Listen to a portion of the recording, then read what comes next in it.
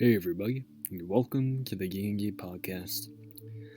Today, there's just something I wanted to talk about. It's gambling in D&D.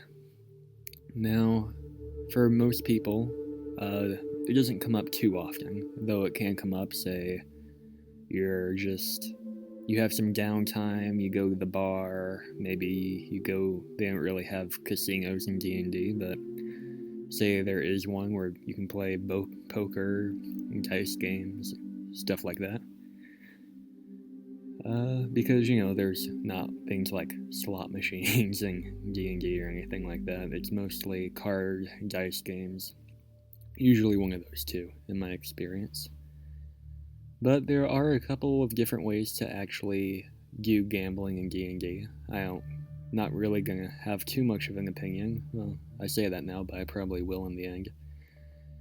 And it's just pointing out the different kinds of ways it can be done from like a game mechanic style, not really for in-story purposes.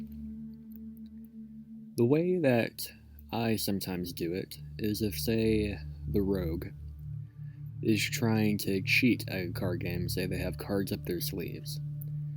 Usually what I do is I just make them have a deception check or a sleight of hand check.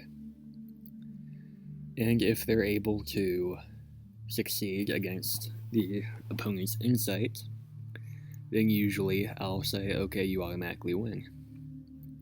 Another way of doing it for if you're not trying to cheat, it's you actually roll against, say, the DM or the other player if you're going against a PC or an NPC.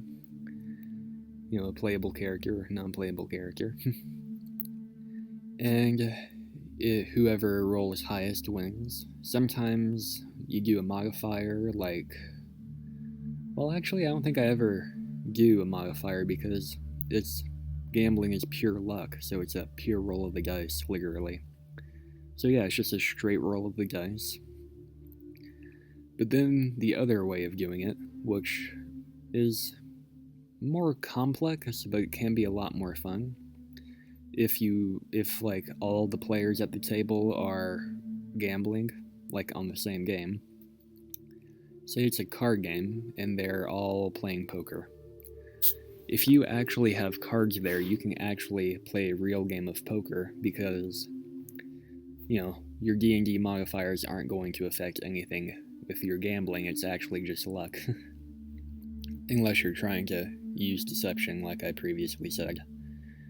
But it's actually pretty fun to actually play a card game just in the middle of D&D to get more gold, or to get a special item that someone is begging.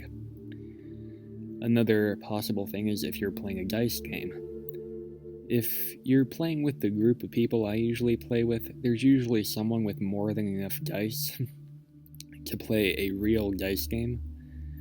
Say, oh shoot, I can't remember the name of it right now. But there's a game where you put 5 just regular dice, d6, into, say, a cup, or you shake it in your hand, and you want to throw them out and get the lowest possible number, and you win.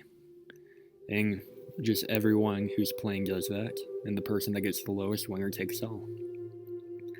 It's a really fun way to do gambling in D&D.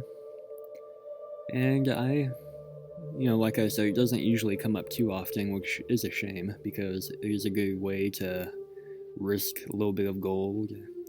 The begging comes up a lot more than actual gambling. Unless you qualify begging as gambling, which I guess you could. Say you're betting on a horse race or something. But, well, funny story. The most recent thing I ever did where I was begging on something was on an arm wrestling competition between a half-orc and a halfling. I put about 10 gold on the half-orc. I lost the 10 gold. I know that's really weird that the halfling beat the half-orc. I thought the DM was going to do something kind of like that was the plan or something, because he purposely drew attention to the fact that this was happening. But no, it turned out the halfling just rolled a nat 20 and the half-orc only rolled like a 8. It was just hilarious seeing a halfling completely overpower a half orc.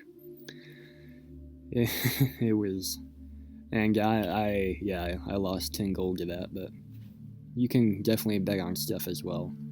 It's a really good way to make extra money, but easy come, easy go. You can easily lose it as well. Either way, it's pretty fun. And I just think it's an underused concept that, is definitely an option.